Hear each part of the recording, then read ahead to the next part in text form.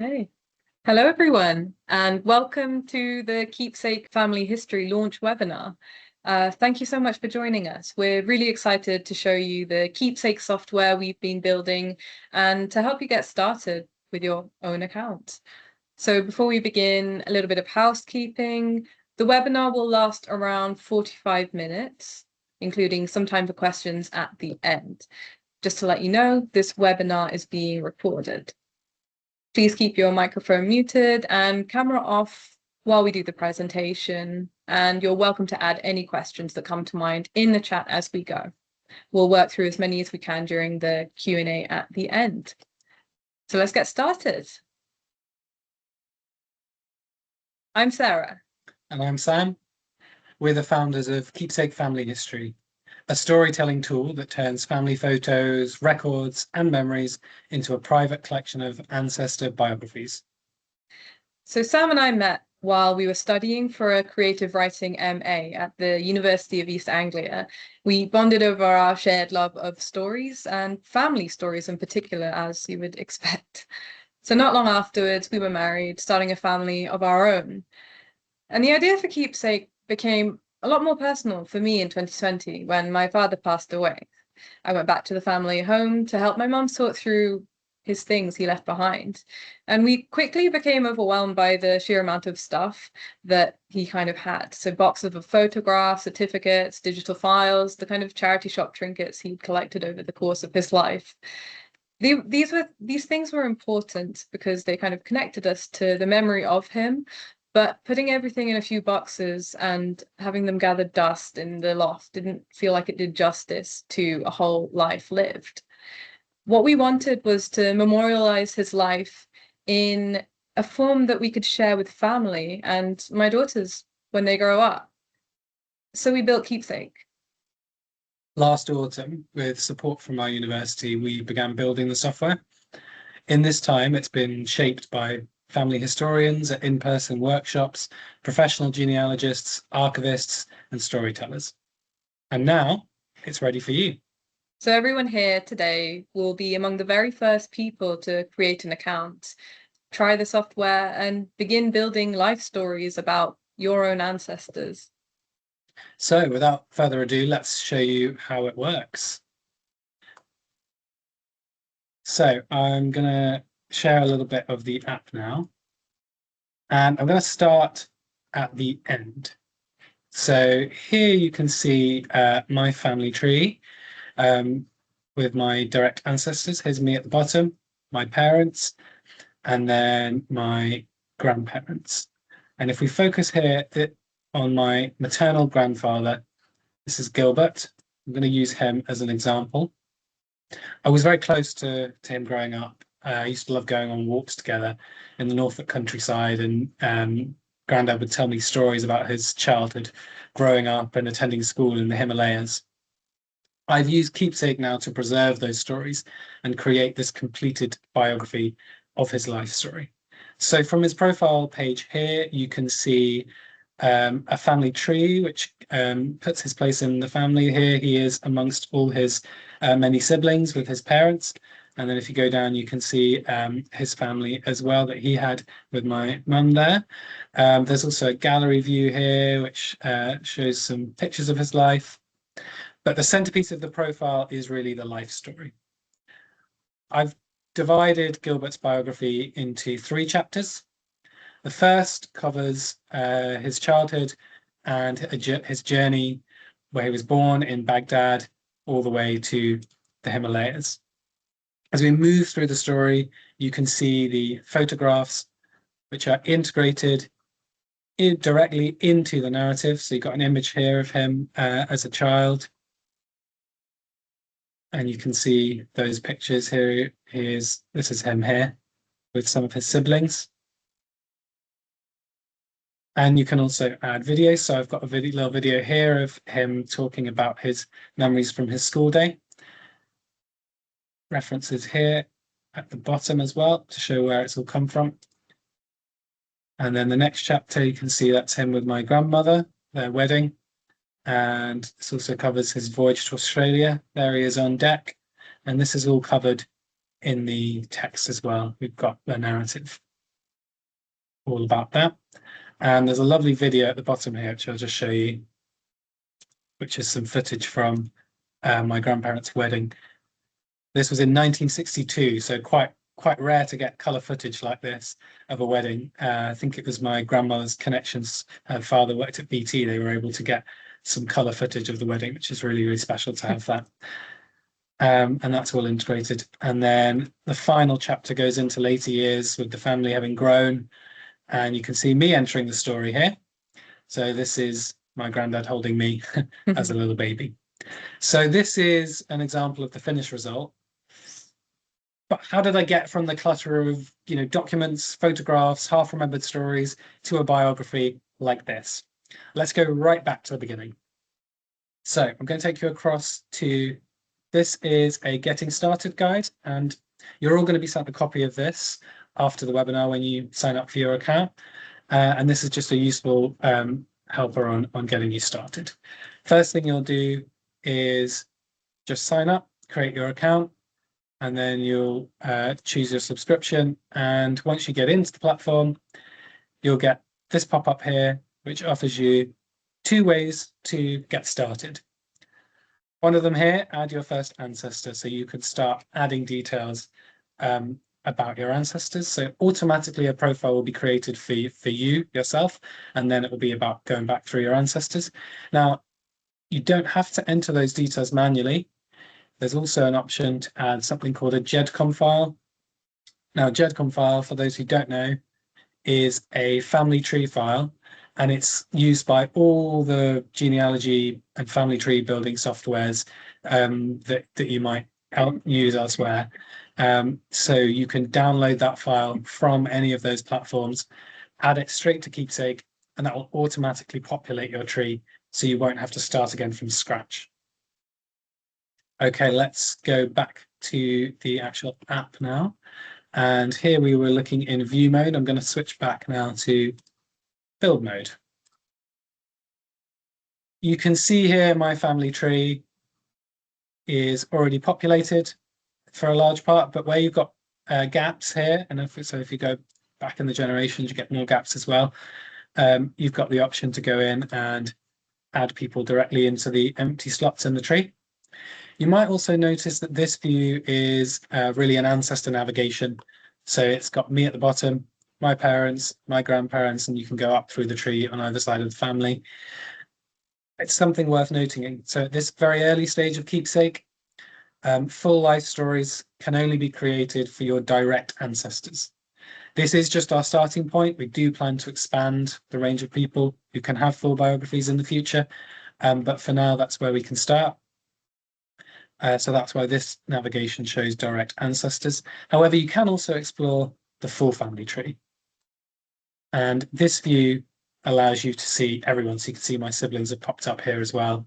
And you can go back and see sort of my great uncles and aunts here, my grandmother's siblings. And you can really expand this tree in any direction you want and add people here. You can, for example, I could go down here and add my children, add in Sarah. I could have my siblings' partners. I can go up the tree. Here I can add my mum's siblings, for example, who aren't populated in here yet. So this is a much more expansive view to add your whole family tree, which will then feature in people's biographies later on. Okay, I'm now going to go back and choose an ancestor to show you an example of building that life story. So for this example, I'm going to choose my other grandfather. This is on my dad's side this time, and this is John. So this is his profile. This is what it looks like in build mode while your life story is still in the making. Keepsake provides recommended actions to help guide you. For example, a useful first step is to add a profile picture, which you can see I've done here already. And these suggestions will change as the profile develops. So you always have an idea of what a useful next step might be.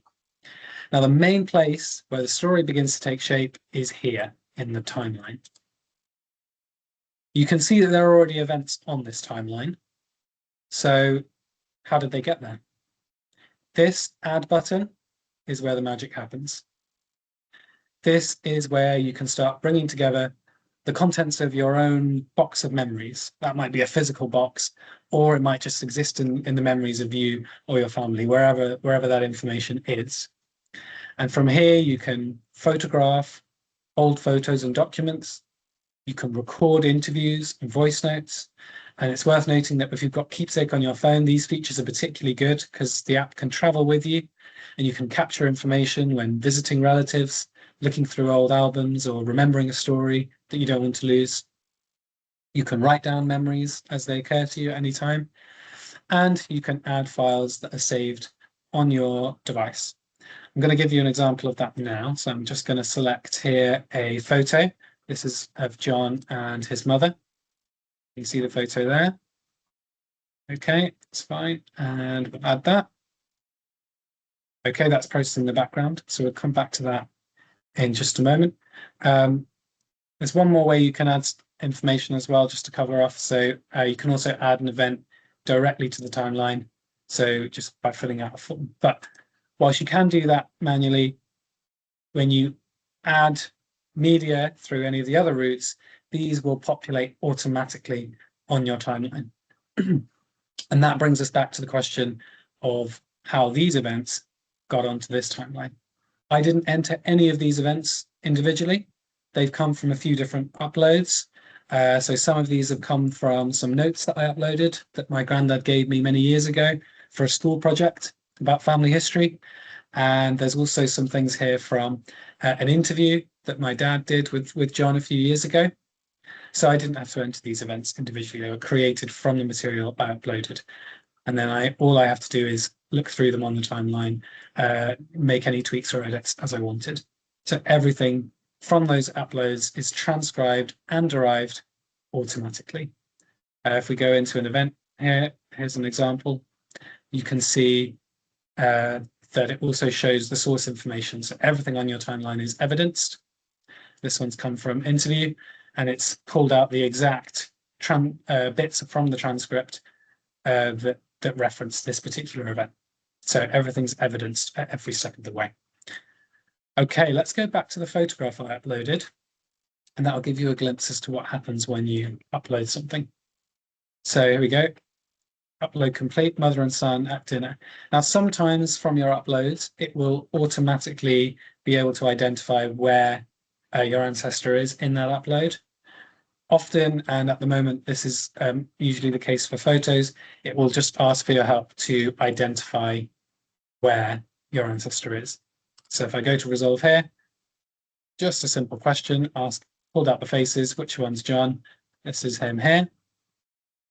So I will just select that to say that I found John there. That's done. And then it prompts me to view on the timeline. And as I do, it will highlight where there's a new photo been added. So it's got new here, so you can see where a new photo has been added. And the same will happen for events when they get added from written sources. They'll be highlighted to say new, so you can see what's been added to your timeline from whatever you've just uploaded.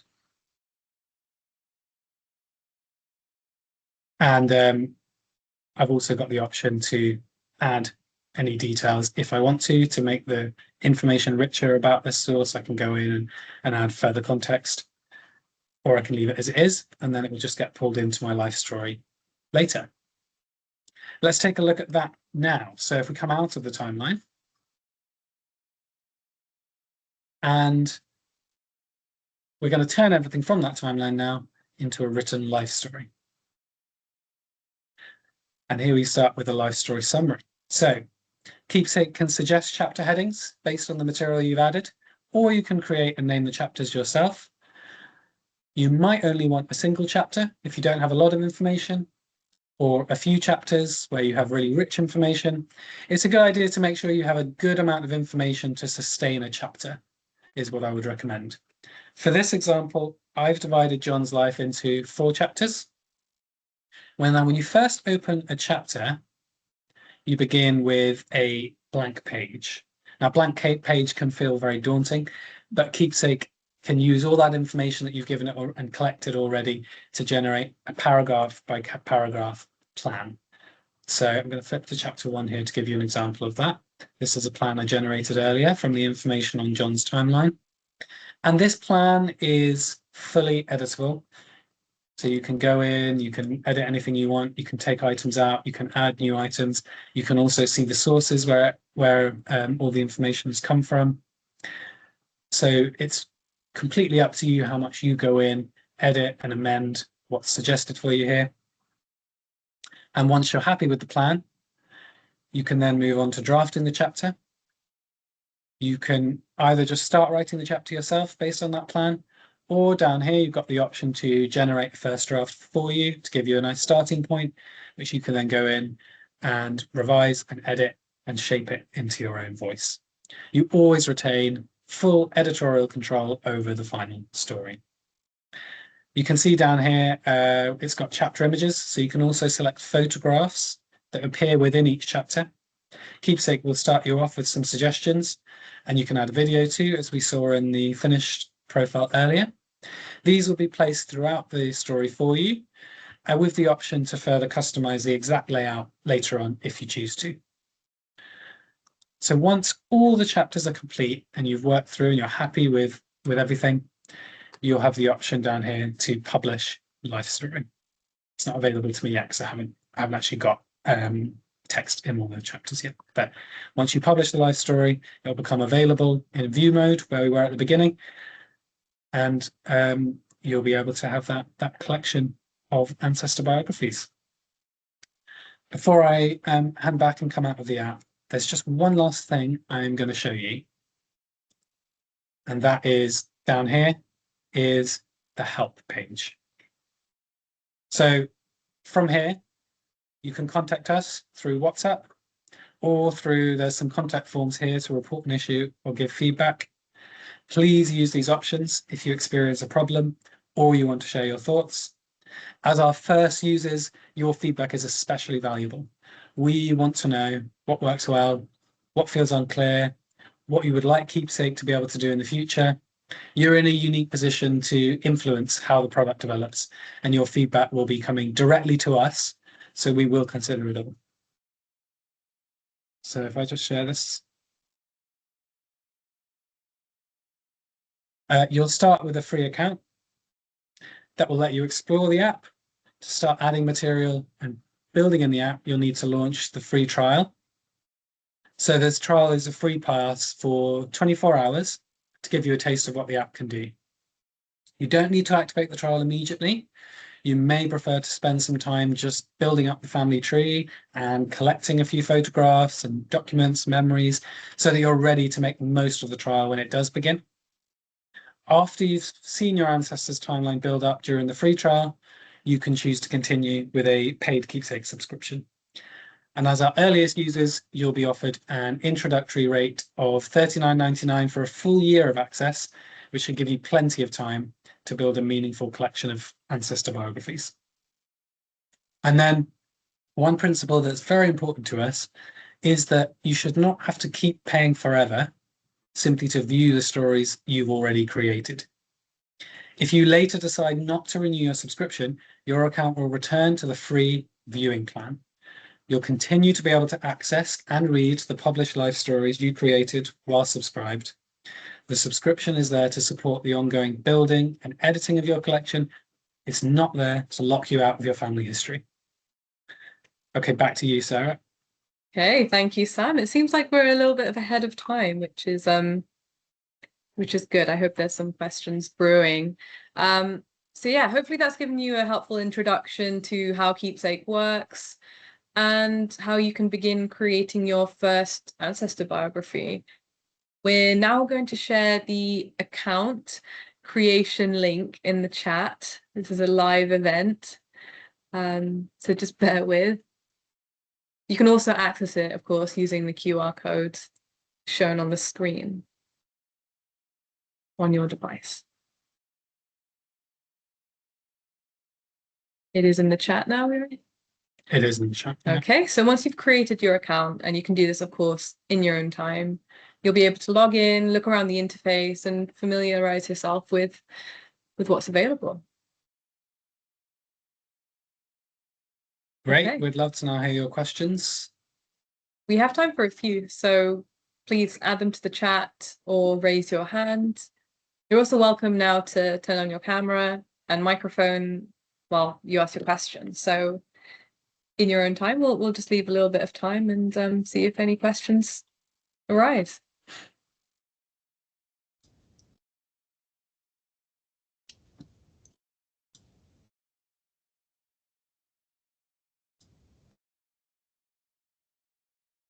Hi guys, can Hi. you hear me? Yes, we've I got can't you. make the camera work. I'm not good at Teams. I'm better at Zoom. This is Phillida, by the way. Hi, So should we manage without the camera for the minute? If you try again now, it might work. I'm looking at the top boxes. I've got camera which is zoomed, this is faded out. Only select participants can share video, it says. Oh yeah, don't worry. We can hear you really clearly, Philip. Okay, great. Okay, well, firstly, how lovely to meet a fellow alumni from the UEA. Oh wow. I graduated in 2014 as a very mature student when I was 60 from the non-fiction creative writing with an MA. Thrilled. And it led immediately to a 3-book contract with Pen and Sword. So I've spent the last 10 years writing books and doing presentations on them. And alongside that, continually, thank you for that clap, continually, I've been interested in my own family history and have been slowly building up all the things you were just discussing. And I've been very fortunate to have stuff given to me by my aunt about my father's side. And you're right, it's all sitting in a massive drawer. And I have written a few chapters in the past when I've done online courses, but they just sit there. And when I read your your stuff on Facebook, I thought that sounds about right. But the quick questions then that I did have, and of course the thing's shut now, isn't it? Isn't it typical? When you okay, so this is purely online, isn't it? I can't print a book, a hard physical book from your software. It's just for online and sharing with others online. Is that correct? So at this very, very moment, yes, for our very early launch, but we absolutely recognize that that's 100% where we want to go. So that's going to be one thing we're looking to develop very soon, is to add a book building feature that allows you to turn it into a printed book. But for now, you can export as PDF and share it that way, yeah, and print it at home, yeah. Okay, and all this will be explained in the booklet, I'm sure. Now, you're obviously not a rival to Ancestry. You're not going to help me find things, are you? Now, I've got to do that myself. And I've been a member of Ancestry for 10 years, so absolutely fine about that one. And the photos, again, the big fancy thing you get all these days is that you can get apps to zoom, to improve the old photos, colorize them, even make them move, which I always think is a bit spooky, but there you go. But does your app have any of that on it, or should I be improving my own photos as best I can before uploading them into Keepsake? Yeah, that's a really good question. It's not something we're doing at the moment. You know, we've tried to focus on the core functionality and the key things that make us different for the launch, but really great to hear, you know, if you could, you know, mention that as a request, and we'll take note of that, that these are things that we would love to integrate into the platform going forward, because it would really make sense, I think, to have something like that in the platform. So yeah, really useful to hear. Bottom line question to finish, because others may have questions. This is an AI thing, isn't it? You must be using a form of AI to do this.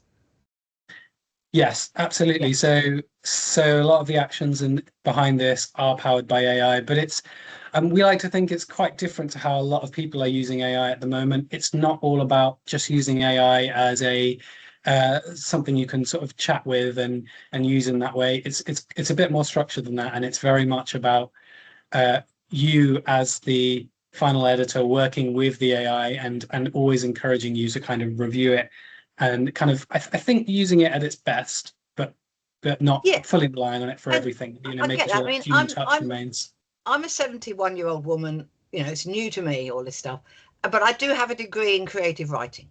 So my main thrust would be to do my own chapters, But I was interested in the fact that the software can create a chapter suggestions, because that's always a tricky one. So yeah, I think you'll find I'll probably sign up for this. And very, very personal question is, I'm about to go into hospital. I may not be fit enough to start all this for about 4 weeks. How long, what are the deadlines on my getting this early offer? Do you think I should sign up before I go in a fortnight's time? Well, I won't be able to use it for a while because I'll be sort of bedridden a bit. Yeah, you can certainly create your account as soon as now. So and I get that offer because I'm an early person. Yeah, you will get the offer, absolutely. Create your account, and there was a big shiny banner there that said 24-hour pass. That won't activate until you click maybe 2 or 3 times. So you'll be absolutely fine to kind of you activate that pass when you're back and when you're comfortable. Just might be a delay, you know, before I get going. Yeah. But I'll do what you say. I'm sorry, let me hand you over to everybody else now, please. Thank you for the really great story. Hi, John. John. Hi. Yes. Yeah, really interesting. And I've just got a couple of other questions that are maybe a bit similar. One is, well, to give the background, I'm deep into an account of my grandmother, her family, and her connections and their connections to the British Empire. So I don't want to start with myself. So this, if you like, is not using it strictly for family history, as in who is my granny.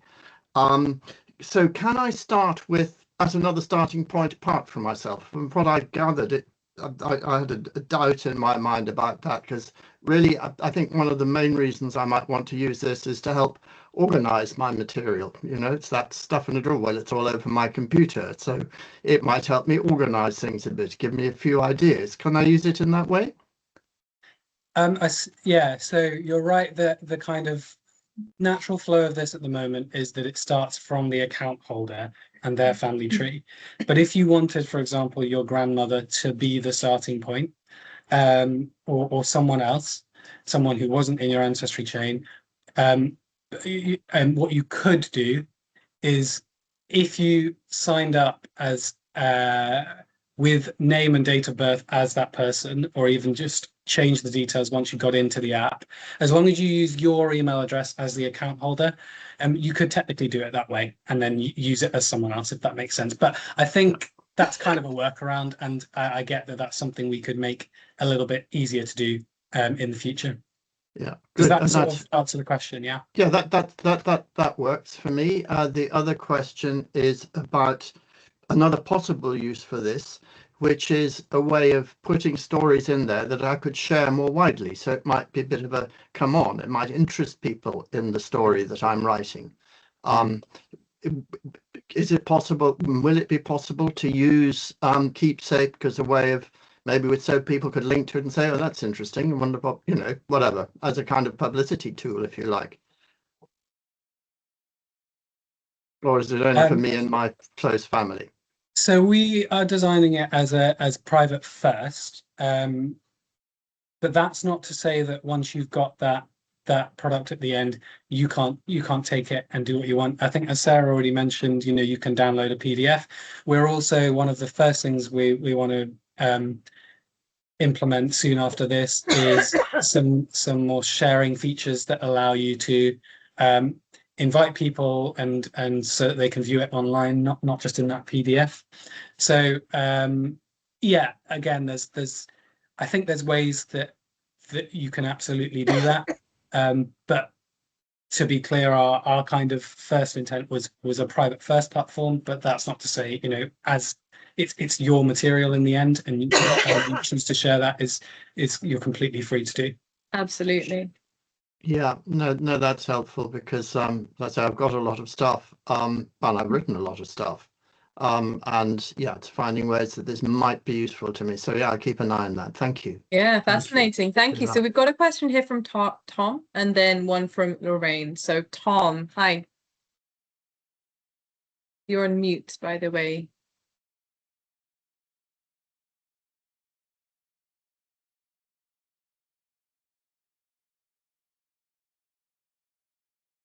Tom? Okay, I will read out Lorraine's question first, Tom. We'll come back to you. So Lorraine says, okay, so how does GEDCOM transfer work if you have a large tree on Ancestry? Can you select part of your GEDCOM across?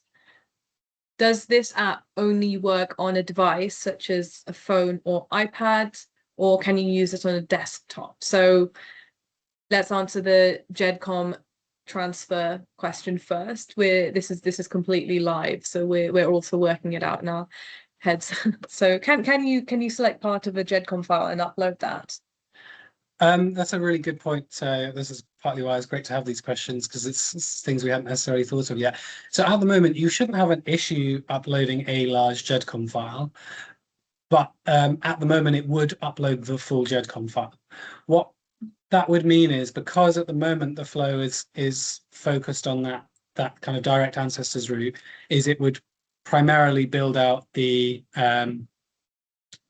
direct ancestors, and it would build out the rest on that wider family tree that I showed you. So you would be able to see everyone in the GEDCOM file. But it wouldn't necessarily be that you had to go in and there was a burden that you had to kind of make life stories for every single person in that tree. So yes, the simple answer is it would take the whole file. There's not a way to do part of a file. So I don't know if there's other ways before you uploaded it to us that would allow you to truncate the file. That's kind of my first off the bat thoughts on that. And I'll take the kind of accessibility question. So Keepsake works on all of the devices that you might want to use it on. So it works on a laptop, on a mobile phone, on a tablet. Tablet is my preferred way of using it, actually, because it's got that lovely almost book-shaped size. I can just read through my ancestors' life stories, but it's also got a camera, so I can also kind of upload things from my proverbial and literal box of memories into the device, and it whirs away.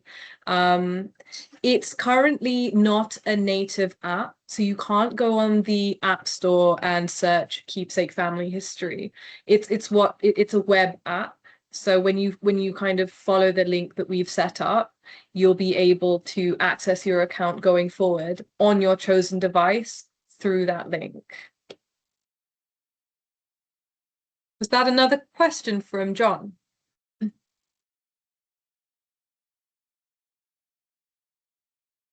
Sorry, no, I probably forgot to put my hand down. Don't worry. There we go. Well, were there any last questions? Right, this is Tom here. I don't know if you can hear me now. We've got you Hi, now. Tom. Yes, Tom. Loud and clear. Yeah, believe it or not, I'm an IT expert and I can't get my microphone to work. Anyway, most of the questions I was going to ask have been asked. One thing that would really help me, and you obviously gave a very quick account of how things work, but it seems to me that there was some kind of document recognition that the system, so what I'm wondering is, for example, if I upload a birth certificate, does your system scan that, get dates from it, get places of birth and so on? Because that obviously takes me a lot of time. I've currently got 829 people in my tree, and it takes up a lot of time. So that's the first question. Is that what it would do?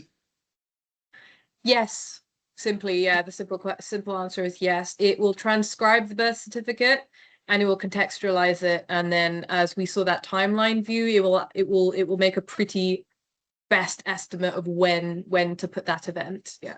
And Okay. something like a birth certificate is a really good use case, because the names and dates, I mean, whether it's legible or not is another question, but broadly speaking, the names and dates are so clear on something like that it can really extract that information very well. Okay, so my next question is about that, and I suspect, given I can see Sarah's surname, she's very similar to me, that the vast majority of the birth certificates I'm finding are written in very, very bad handwritten Italian. And it can take, for some of them, days to actually figure things out. I mean, is that an impossibility for you guys? Because that would also really help me. Is that I know I can throw it into something like ChatGPT and you know, 2 times out of 10, it might actually pick up a few things that I've missed or helped me out, but it's not exactly fantastic, and it does take up a lot of time. I'm just wondering where you've got to with that kind of thing, if it requires translation as well as just looking at dates and things. Sorry, translation. So translation into because you're in a different You know, language. from Italian to English. I mean, if I pass Yeah, I pass a document into ChatGPT, it instantly knows it's Italian.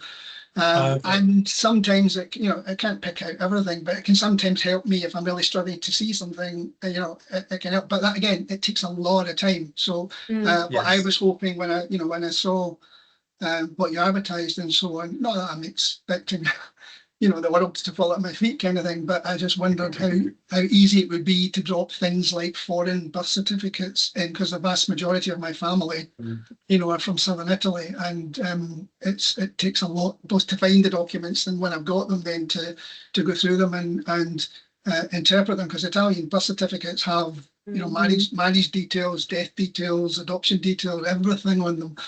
So they're very, very important documents, but they're not very well written, particularly when you get back to the 1700s. It's quite difficult to make things out. If you can't do it, it's fine. I just wondered where you were at with it. Translation. Our tool will do a bit of translation, but this is something that again, it's another area that we've identified as one we're really, really keen to explore in a lot more detail. Yes, I mean, a lot of my relatives speak a language that I can't understand, and I don't know how to speak. And I can see so many stories that I've kind of lost or I haven't got because you know, of the language barrier. And one of the main features that we're looking to develop with Keepsake is multilingual translation and transcription. So, you know, I'd love to have a conversation where I ask questions and with my relative who speaks Tagalog actually, and they're telling me stories and I can't immediately hear them, but when I kind of view them on Keepsake, I'll be able to unlock a whole kind of treasure trove of stories I won't have had.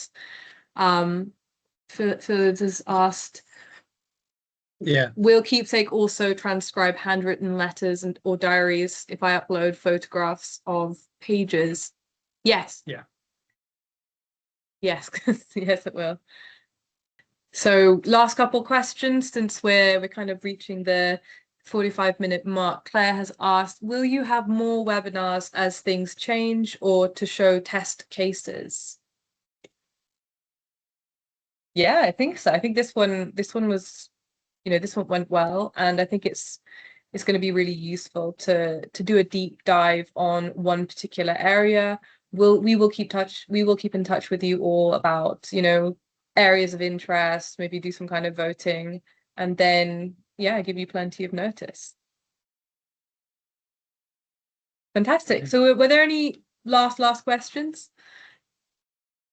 Oh, Barbara, we got a question. Hi, Barbara. It might be on mute. Yeah, I'll try. Yeah, we can hear you now. Can you hear me? Okay. Yes.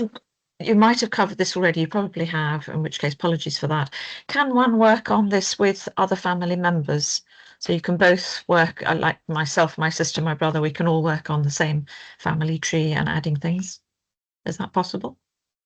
You'll notice a theme in my answers here. Again, this is not something that's there right now, but it's another one that we've pinned as something a lot of people have asked us before. So we know there's a real appetite for that, and I get that. So one of the main things we hear is that I like family history, or I'm interested in family history, but my uncle Bob has all of the family history information, and what we're building is effectively something akin to a OneDrive, you know, when you can kind of share your OneDrive file and private and everything, and then people can securely add their information that you've requested to your file. I think that's a really useful way of sharing between families, especially when someone's done most of the research, which often in families that's the case. Yeah, sure, absolutely. Yeah, no, great. Thank you very much. Thank you. Brilliant. Well, I hope you enjoy Keepsake, the beginnings of it. keep in touch. You know where to report bugs, send us any feedback. We'll be here on the other end of the line. And yeah, thank you so much for joining us today. It's, you know, we've been kind of building this for the past 7-8 months, and it's kind of an amazing but nerve-wracking thing to share it with the world. And yeah, so thank you so much for coming here this evening, and we'll be in touch again. Enjoy. Thank you, everyone. Take care. Thank you.